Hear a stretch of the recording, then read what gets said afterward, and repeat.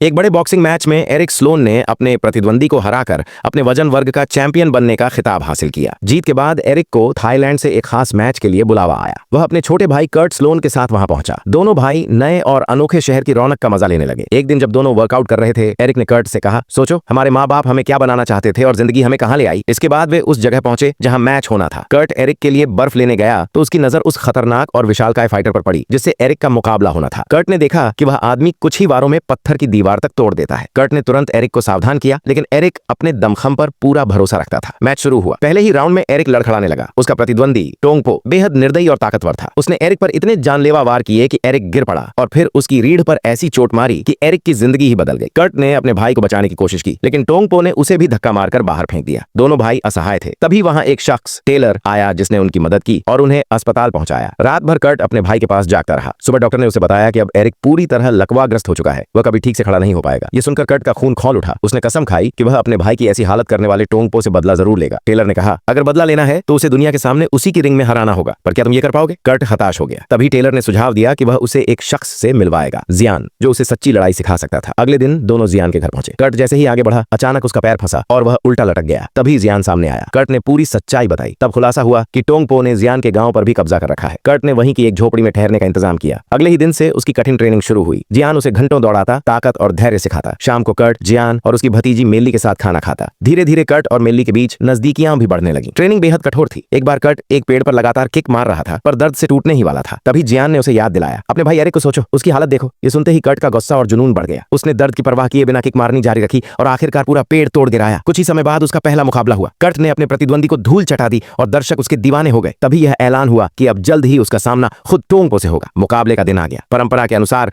दोनों के हाथों पर कांच के टुकड़े चिपकाए गए। पहले राउंड में टोंगपो भारी पड़ा। दूसरे राउंड में उसने कर्ट के पेट पर इतना जोरदार वार किया कि खून बहने लगा। कर्ट कमजोर पड़ने लगा, लेकिन तभी उसे अपने भाई एरिक की हालत याद आई और उसका जुनून दोगुना हो गया। इसी बीच टेलर और जियान एरिक को लेकर वहां आ पहुंचे। अपने भाई को देख कर्ट की हिम्मत लौट आई। उसने पूरी ताकत झोंक दी और टोंगपो पर ऐसे वार किए कि वह रिंग से बाहर जा गिरा। गुस्से में टोंगपो मशाल लेकर कर्ट की तरफ बढ़ा, लेकिन कर्ट ने अपनी सीखी हुई तकनीक का इस्तेमाल कर उसे धराशायी कर दिया। मैच खत्म हुआ और कर्ट विजयी बना। यह जीत सिर्फ एरिक के लिए नहीं थी, बल्कि उन सभी गांव वालों के लिए भी थी जो सालों से टोंगपो के अत्याचार झेल रहे थे। ऐसी ही और वीडियो के लिए चैनल को सब्सक्राइब करें। मिलते हैं अगली वीडियो में।